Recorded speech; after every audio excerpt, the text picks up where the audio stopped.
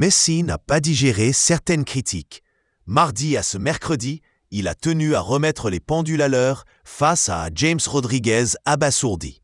Alors que le choc entre l'Argentine et la Colombie a tourné au match électrique, c'est surtout l'après-coup qui a marqué les esprits. Au cœur de l'Estadio Monumental de Buenos Aires, la tension était palpable bien avant le coup de sifflet final. Et elle a franchi un nouveau cap dans les minutes qui ont suivi, avec une scène saisissante entre Lionel Messi et James Rodriguez. L'échange filmé par les caméras argentines a mis en lumière des rancœurs profondes. L'un des plus grands joueurs de l'histoire n'a visiblement pas apprécié des propos tenus il y a quelques mois. Un match tendu, jusqu'au bout. Sur le terrain, les débats ont été houleux. L'Argentine, déjà qualifiée pour la Coupe du Monde 2026, s'est contentée d'un nul 1-1 après une rencontre disputée. Thiago Almada a égalisé à 10 minutes du terme, quelques instants après qu'Enzo Fernandez ait laissé ses coéquipiers à 10 pour un geste très dangereux sur Kevin Castano. La tension a dégénéré. Nicolas Otamendi, en pleine mêlée verbale, a échangé des mots et des gestes très peu fraternels avec Richard Rios. Une ambiance explosive, symbole d'un match sous haute tension.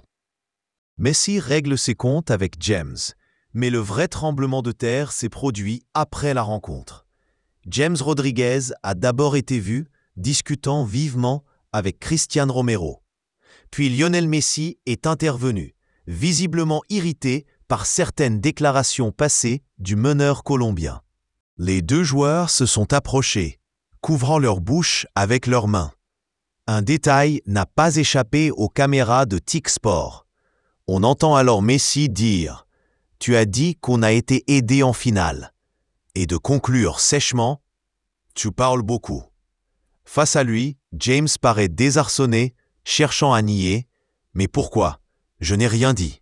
Une vieille pique de James refait surface. L'origine de la colère de Messi remonte à mars dernier. James, interrogé sur la finale de la Copa América 2024, perdue par la Colombie face à l'Argentine, avait pointé du doigt l'arbitrage. En raison de facteurs externes, je pense que nous n'aurions pas pu être champions. L'arbitre a eu une grande influence et ne nous a pas accordé 1 ou 2 pénaltys, déclarait l'ancien joueur du Real Madrid. Interrogé à nouveau après la dispute cette nuit du mardi à ce mercredi, le joueur du Club Léon est resté évasif. Ce qui se passe sur le terrain reste sur le terrain, a-t-il coupé court.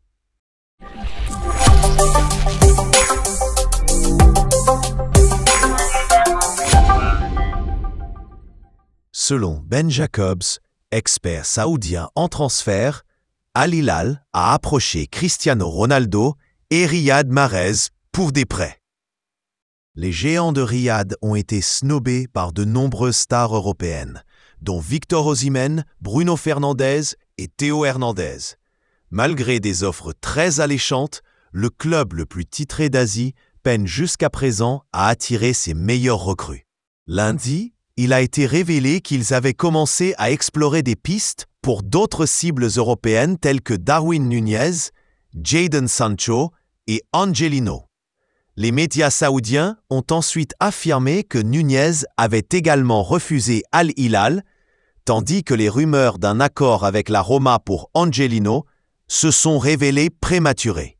Al Hilal a donc dû explorer d'autres options et a même envisagé des accords beaucoup plus proches de chez lui. Selon David Ornstein de The Athletic, Al Hilal est sur le point de conclure un prêt pour le milieu de terrain d'Al Ittihad, N'Golo Kanté. La légende de Chelsea serait ouverte à un tel transfert et un accord devrait se concrétiser. Le prêt ne durerait que le temps de la Coupe du Monde des clubs. Selon Ben Jacobs, expert saoudien en transfert, Al Hilal a également approché Cristiano Ronaldo et Riyad Mahrez pour des prêts similaires. Ces démarches semblent toutefois avoir échoué. Contrairement à Kanté, Ronaldo a refusé un transfert à court terme chez son rival de la ville.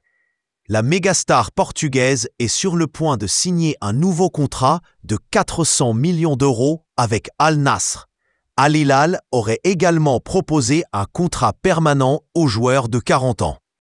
Mahrez intéressé.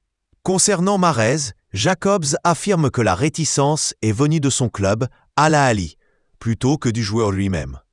Il sera intéressant de voir si Al Hilal se rapprochera également de Roberto Firmino, coéquipier de Mahrez. La légende de Liverpool devrait quitter Al Ahly cet été.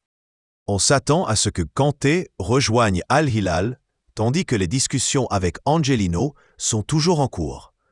Compte tenu du chaos qui règne actuellement chez Al Hilal, il reste à voir s'ils parviendront à conclure ces accords et potentiellement à recruter d'autres grands noms avant la date limite.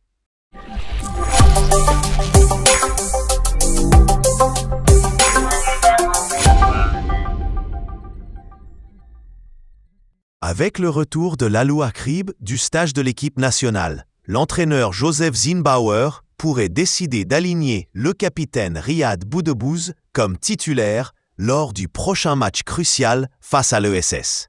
Cette décision s'inscrit dans une dynamique où même l'attaquant Adem Redjem, parfois utilisé comme meneur de jeu, montre de meilleures performances lorsqu'il est positionné ailier gauche plutôt que meneur. Boudebouz, qui a traversé une période difficile, marquée par une blessure sérieuse, a profité de l'arrêt du championnat pour travailler intensément afin d'améliorer sa condition physique et son niveau de jeu. Physiquement, il apparaît désormais beaucoup plus en forme comparé aux dernières rencontres où il avait du mal à retrouver son meilleur niveau. Son retour progressif est attendu avec impatience, notamment pour le match contre le MCEB où il pourrait faire son grand retour après sa blessure au mollet.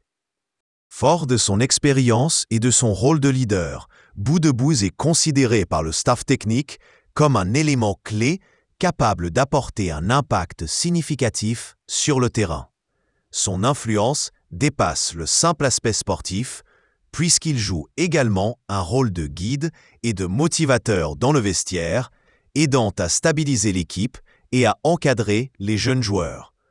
L'entraîneur Zinnbauer a clairement exprimé sa confiance en Boudebouz, le voyant comme une pièce maîtresse du dispositif tactique, notamment pour les échéances importantes à venir, en championnat et en Coupe d'Afrique. Il est donc fort probable que Boudebouz soit titularisé dès le coup d'envoi de ce match décisif face à l'ESS. Le capitaine, conscient de l'enjeu, mettra tout en œuvre pour réaliser une prestation de qualité afin de contribuer au succès de son équipe. Ce retour est très attendu, non seulement par le staff et les joueurs, mais aussi par les dirigeants et les supporters, tous impatients de voir leur leader revenir à son meilleur niveau pour aider la JS Kabylie à obtenir un bon résultat dans cette rencontre importante.